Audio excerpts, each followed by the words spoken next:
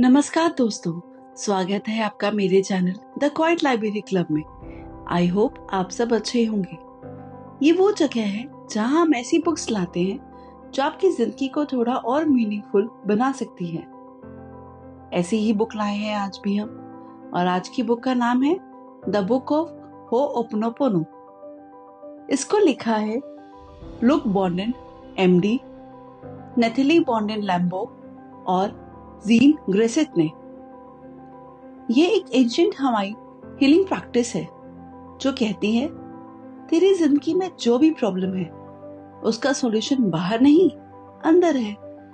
तो चलते हैं इस ब्यूटीफुल जर्नी पे। पहले समझते हैं हो'ओपोनोपोनो होता क्या है और आया कहां से।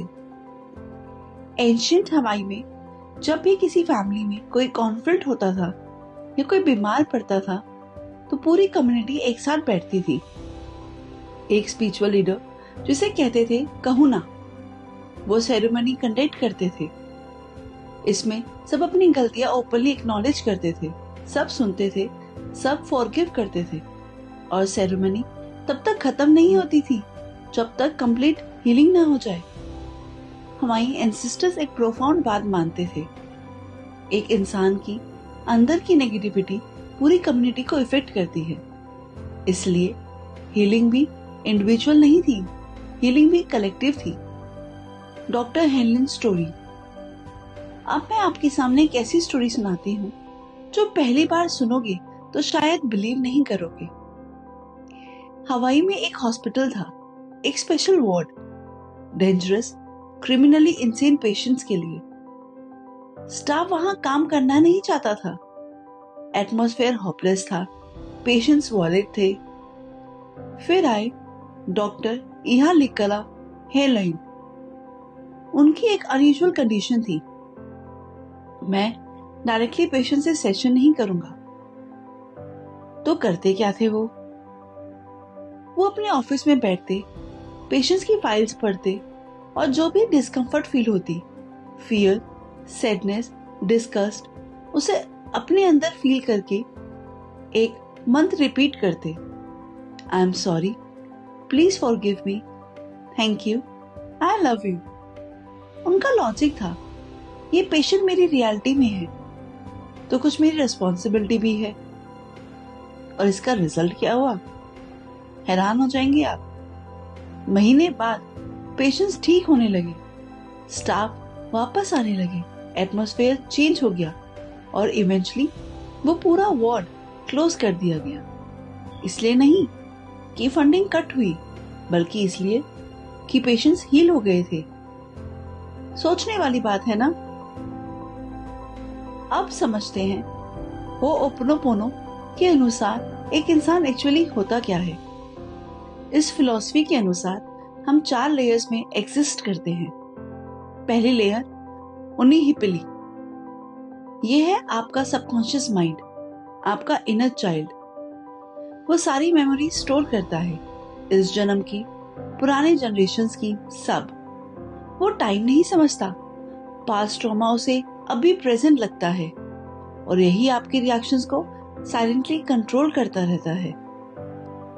दूसरी लेयर है हुआने, ये है आपका कॉन्शियस और रैशनल माइंड जो सोचता है, प्लान करता है और डिसाइड भी करता है।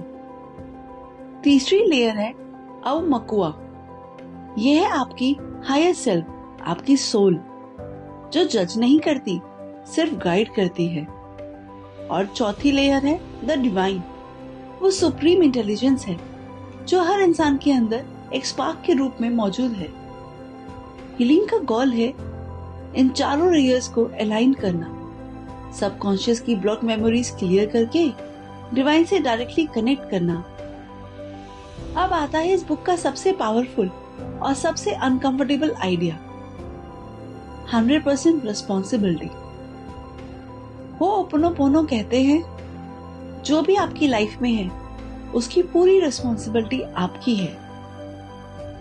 रुको, ये ब्लेम नहीं है, ये नहीं कह रहा कि आप बुरे हो या जो आपके साथ हुआ वो सही था। ये कह रहा है कि आपका सबकॉन्शियस माइंड किसी न किसी तरह उस एक्सपीरियंस को अट्रैक्ट करने में इन्वॉल्व था। सोचो, एक मिरर की तरह आपकी बाहरी जिंदगी आपके अंदर की स्टेट का रिफ्लेक्शन है। बार बार सेम टॉक्सिक रिलेशनशिप्स, बार बार फाइनेंशियल स्ट्रगल, बार बार सेम एंजाइटी।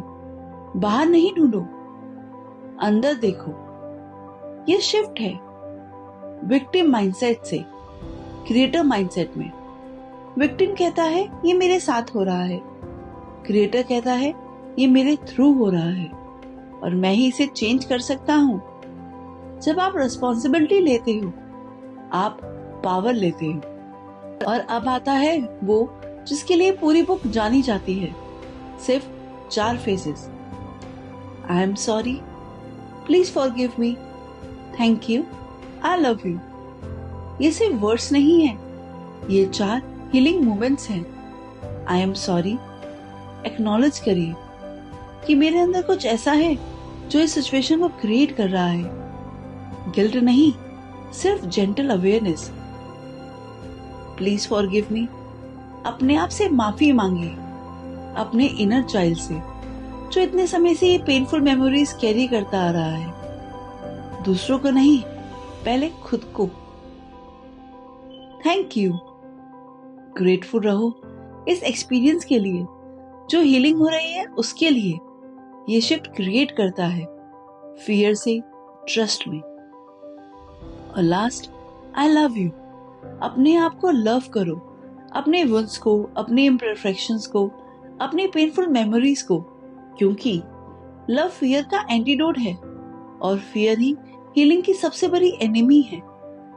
ये मंत्र कभी भी रिपीट कर सकते हो, घर में, ऑफिस में, ट्रैफिक में, कोई नहीं सुनता। ये सिर्फ आप और आपके अंदर की कन्वर्सेशन है। अब कुछ लोग पूछते हैं, ये सब स्पिरिचुअल तो ठीक है, लेकिन साइंस क्या कहती है? एपिजेनेटिक्स, एक नया साइंटिफिक फील्ड, ये कहती है कि आपके जीन्स फिक्स नहीं है। आपके थॉट्स, आपके इमोशंस और बिलीव्स लिटरली आपके डीएनए एक्सप्रेशन को चेंज कर सकते हैं। क्रॉनिक फियर और स्ट्रेस हार्मफुल जीन्स ऑन करते हैं। Love, gratitude, inner peace healing genes activate करते हैं और ये चेंजेस जनरेशंस तक पास भी हो सकते हैं। क्वांटम फिजिक्स भी कुछ ऐसा ही कहती है। ऑब्जर्वर इफेक्ट, जब आप किसी चीज को ऑब्जर्व करते हो, वो अपना बिहेवियर चेंज कर लेता है। मतलब आपकी कॉन्शियसनेस आपकी रियलिटी को शेप करती है। हो'ओपोनोपोनो यही काम करता है, आपकी कॉन्शियसनेस क्लियर करती है और आपकी रियलिटी नेचुरली शिफ्ट करती है। इस प्रैक्टिस का अल्टीमेट गोल क्या है? वो है जीरो स्टेट। वो स्टेट जब आप अपने सबकॉन्शियस में कोई अनरिजॉल्व मेमोरी नहीं होती, कोई रनिंग प्रोग्राम नहीं होता। जीरो स्टेट में आप फुली प्रेजेंट होते हो। पास्ट का कोई बैगेज नहीं, फ्यूचर की कोई एंजाइटी नहीं, डिसीजंस फियर से नहीं, इंस्पिरेशन से आते हैं। क्रिएटिविटी नेचुरली फ्लो करती है, जॉय नेचुरली आती है, ऑथेंटिक लव पॉसिबल होती है। एक अच्छी एनालॉजी, सोचो अपना फोन, बहुत सारी एप्स बैकग्राउंड में चल रही है, फोन स्लो है, बैटरी ड्रेन हो रही है। हो'ओपोनोपोनो है वो बैकग्राउंड एप्स बंद करना, ताकि आपकी कॉन्शियसनेस क्लियरली, स्मूथली, पावरफुली काम करे। तो यही थी द बुक ऑफ हो'ओपोनोपोनो, एक एशियंट हवाई विजडम जो आज भी उतनी ही रिलेवेंट है।